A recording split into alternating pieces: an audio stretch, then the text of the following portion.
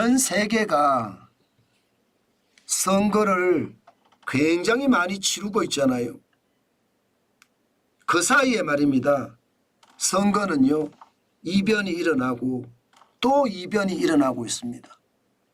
핵심은요, 선거의 원칙이 있잖아요.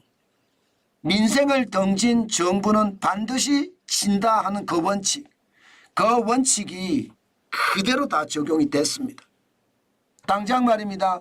프랑스만 하더라도 극우 성향의 국민연합 RN이 완전히 성공을 했습니다.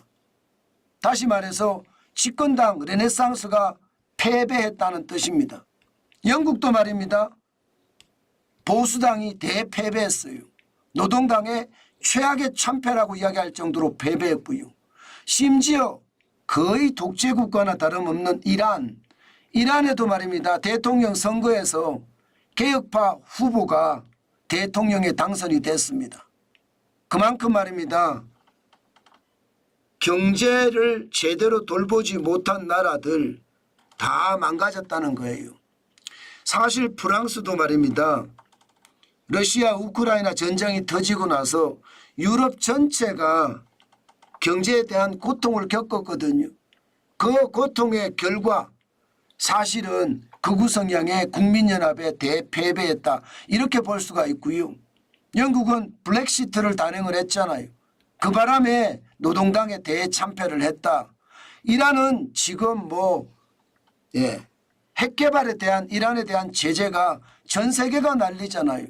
그러니 이란은 최악의 어떤 경제 상황, 그것을 어떻게 하든 바꿔보자. 그런 생각에 많은 국민들이 투표장으로 갔던 겁니다. 거기에서 개혁을 이루어냈고요. 물론 말입니다. 앞으로 이란이 더 개혁을 이끌어 날지는 더 두고 봐야 됩니다. 그렇지만 변화의 시작이라는 것, 이것은 굉장히 무섭거든요. 선거가 이렇게 말입니다. 민생을 등진 그런 정부는 그게 보수당이든 그게 진보당이든 대부분 필패를 했다는 뜻입니다. 프랑스를 보세요. 지금 중도 우파 연합이 르네상스입니다. 여기가 지금 집권당입니다. 마크롱 대통령이 소속되어 있는 당이에요. 그런데 보시다시피 총선 지지율이 17%밖에 되지 않았습니다. 반면에 극우파 국민연합은 32%, 좌파 연합은 26%예요. 우파가 완전히 밀렸어요. 그러니 프랑스는 이제 지금까지 개혁을 아마 올 수도해야 될지도 모릅니다. 지금 마크롱 대통령은요, 공기업에 대한 개혁, 국민연금에 대한 개혁, 계속 친기업적인 개혁을 계속 단행을 해왔거든요. 그런데 완전히 된소리를 맞은 거죠. 이제 극우파가 되고 나면 아마 동거정부가 만들어질 것 같거든요. 그러면 지금까지와의 어떤 개혁의 고삐는 확실히 느슨해질 거고요. 그만큼 프랑스도 이제 경제가 과거로 회귀하는 그런 사태가 벌어질 겁니다. 개혁을 결국 완성시키지 못하고 무너지는 정부가 될 거다, 이렇게 예상하고 있습니다. 또한 말입니다. 영국은요, 노동당이 대승을 했습니다. 영국 자체가 여러분 알다시피 브렉시트를 단행을 해서 유럽연합에서 영국이 탈퇴를 했잖아요. 그 바람에 영국의 경제는 엉망이거든요. 그 엉망인 경제가 결국 투표로 제대로 심판을 했다, 이렇게 생각하면 됩니다. 노동당이 412석이나 달성을 했고요. 보수당은 121석, 완전히 꼬꾸라졌습니다. 이란 대선도 마찬가지입니다. 지금 개혁파 후보인 마수드 페제슈키안이 지금 보건복지부 장관이었거든. 전 보건부 장관. 그런데 54.8%로 완전히 압승을 했습니다. 압승. 1638만 4천 표를 얻었고요. 사이드 잘릴리는요 45.2%, 1353.8%, 1353만 8천 표를 얻었습니다. 보수는 무너졌고 개혁이 결국은 선거에서 완전히 뒤집었다는 이야기잖아요. 결국 말입니다. 프랑스도 영국도 이란도 선거의 가장 이슈는 경제였습니다. 경제. 바보야 문제는 경제야, 이 말이 진짜 틀리지 않았다는 뜻입니다. 여러분 보시다시피 이란은요 지금 5년 물가가 보면 2023년에 44.6%나 올라갑니다. 이게 경제가 말이 아니죠. 이란요. 완전히 부러졌다고 이야기해도 틀린 말이 아닙니다. 2019년에도 이란 경제는 물가가 39.9%나 올라갔었거든요.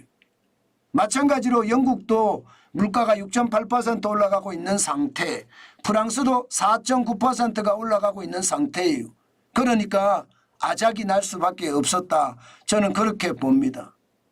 아마 지금대로라면 대한민국도 저는 마찬가지일 가능성이 굉장히 높다고 봅니다. 지금 우리 경제가 수출은 좋아졌으나 내수는 꽁꽁이거든요. 거의 뭐 시베리아라고 해도 과언이 아닙니다. 아니 북극이라고 해도 과언이 아닐 거예요. 그 정도로 냉골입니다. 소비가 제대로 따라주지 못하니까 국내 경제는 계속 침체라고 이야기합니다. 그것이 현실이 될 날도 그렇게 멀지 않겠구나, 그런 생각을 저는 해봅니다. 결국 침체가 오래 간다는 이야기죠. 문제는 이렇게 됐을 때 앞으로 2년 후에 지방선거는 어떻게 될까요? 그리고 3년 후에 대통령 선거는 어떻게 될까요? 민생을 등지면 반드시 필패라는 교훈, 분명히 반면교사를 삼아야 될 겁니다. 지금 우리 경제를 살리는 길은 하나뿐이에요. 변죽을 울릴 필요도 없습니다. 최저임금 때문에 미쳐나갑니다. 예, 전부 많은 사람들이 최저임금 이렇게 비싸서 우리가 어떻게 감당하냐 이렇게 이야기한단 말입니다. 주 52시간제.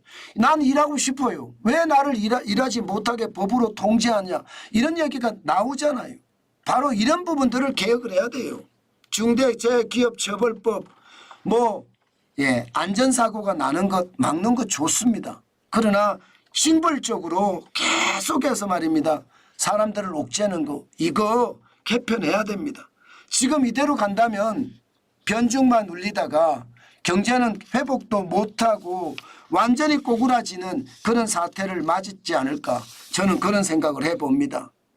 저는 지금 정부가 그 어느 때보다 경제를 살리기 위한 개혁, 그 어느 때보다 단단히 해야 된다고 생각합니다. 그렇지 못하면 최악의 참패가 기다리고 있는 것은 아닐까. 민생을 등진 정부는 선거에서 필패한다는 교훈, 저는 당연히 있다고 생각합니다. 그 필패가 우리 경제에서는 지독한 독이 될 겁니다. 저는 그만큼 말입니다. 정부가 정신을 바짝 차려서 늦었지만 지금 개혁하지 않으면 2년 후든 3년 후든 이제는 현 정부가 필패할 수밖에 없는 구조다. 저는 그렇게 생각합니다. 그만큼 말입니다. 민생이 어렵다는 거예요. 우리 바닥 경제가 어렵다는 거예요. 자영업자들이, 소상공인들이, 소기업들이 못 살겠답니다. 그만큼 힘들다는 뜻이죠.